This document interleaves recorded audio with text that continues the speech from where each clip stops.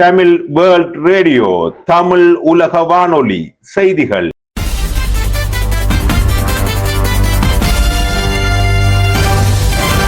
தலைப்புச் செய்திகள். வணக்கம். தமிழ் உலக வானொலியின் மதிய நேர பிரதான செய்திகளோடு இணைந்து கொள்ளும் நான் லபிதா தர்மசீலன். யாழ் செம்மணியில் 11 எண்புக்கூடுகள் நேற்று அடையாளம். சர்வதேச அஞ்சல் உரைகள் மூலமாக போதைப் பொருள் கடத்தப்படுவது அதிகரிப்பு, சுங்கத்துறை எச்சரிக்கை. ஈரான் மீதான தாக்குதலை 6வது நாளாகவும் தொடரும் அமெரிக்கா. FIFA உலகக்கிண்ண இறுதிப் போட்டியில் வெற்றி பெறும் அணிக்கு அமெரிக்க மோதிரங்கள் பரிசு.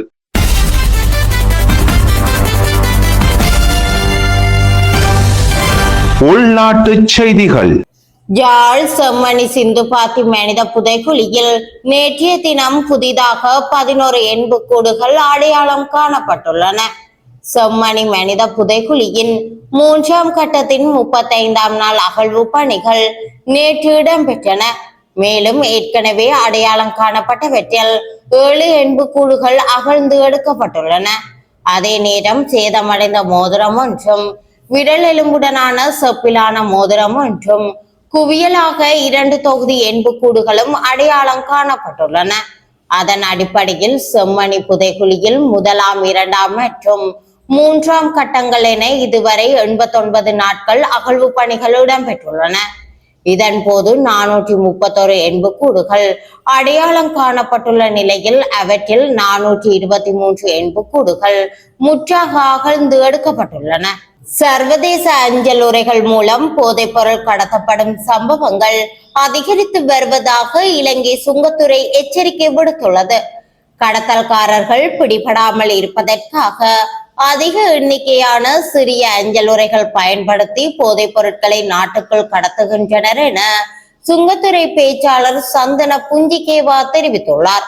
கடந்த ஜூன் மாதம் பண்டாரநாயக்க சர்வதேச வானூர்தி நிலையத்தில் மேற்கொள்ளப்பட்ட 4 நடவடிக்கைகள் மற்றும் 9 அஞ்சல் உரைகள் சோதனைகளின் மூலம் மொத்தம் 83.2 கிலோகிராம் போதைப் பொருட்கள் பறிமுதல் செய்யப்பட்டுள்ளன. எனவே சந்தேகத்திற்குரிய பொதிகளை கண்டறிய சுங்கத்துறை ஆய்வு கருவி தொழில்நுட்பத்தை நம்பியுள்ளது. தாய்லாந்தில் இருந்து குஷ் போதைப் பொருள் அடங்கிய அஞ்சல் உரைகள் அதிக அளவில் பெறுவதை அவதானித்துள்ளோம். தனித்தனி உரைகளில் உள்ள போதைப் பொருட்களின் அளவு குறைவாக தோன்றினாலும் அவை இறுதி பயனாளியை சென்றடைந்து சமூகத்தில் பெரும் பாதிப்பை ஏற்படுத்துவதாகவும் சுங்கத்துறை பேச்சாளர் சந்தன புஞ்சிகேவா குறிப்பிட்டுள்ளார்.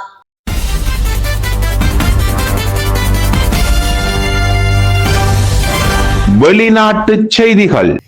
ஈரான் மீது அமெரிக்கா தொடர்ந்து 6வது இரவாக தாக்குதல்களை நடத்தியுள்ளதை அமெரிக்க மத்திய கட்டளை தலைமையகம் உறுதிப்படுத்தியுள்ளது. இந்த தாக்குதல்கள் ஈரானின் ராணுவ திறன்களை குறைப்பதையும் ஹோர்முஸ் நீரிணையை மீண்டும் திறப்பதையும் நோக்கமாக கொண்டது என அமெரிக்கா தெரிவித்துள்ளது. இந்த தாக்குதல்களில் கடலோர கண்காணிப்பு அமைப்புகள், வான் பாதுகாப்பு தளங்கள், ராணுவ தளவாட உள்கட்டமைப்புகள் மற்றும் கடல்சார் சொத்துக்கள் தாக்குதல்களுக்கு உள்ளாகியுள்ளதாக சர்வதேச ஊடகங்கள் தெரிவித்துள்ளன. இந்த தாக்குதல்களின் போது துறைமுகத்தில் உள்ள கண்காணிப்பு கோபுரம் ஆகியவை சேதமடைந்ததாகவும் உயிரிழப்புகள் ஏற்பட்டதாகவும் ஈரானிய ஊடகங்கள் தெரிவித்துள்ளன. இதேவேளை அமெரிக்காவின் இந்த தாக்குதல்களுக்கு பதிலடியாக ஜோர்தான், கட்டார் மற்றும் பஹ்ரைன் ஆகிய நாடுகளில் உள்ள அமெரிக்க ராணுவ தளங்கள் மற்றும் வானூர்திகளை ஏவுகணைகள் மற்றும் ஆளில்லா வானூர்திகள் மூலம் தாக்கியுள்ளதாக ஈரான் தெரிவித்துள்ளது. குவைத்தில் உள்ள நீர் சுத்திகரிப்பு நிலையம் ஒன்றும் ஈரானின் தாக்குதலில் சேதமடைந்ததாக தகவல்கள் தெரிவிக்கின்றன. முன்னதாக செய்து கொள்ளப்பட்ட புரிந்துணர்வு ஒப்பந்தம் தோல்வி அடைந்ததை தொடர்ந்து 2026 ஜூலை மாதம் மோதல் மீண்டும் தீவிரமடைந்துள்ளமை குறிப்பிடத்தக்கது.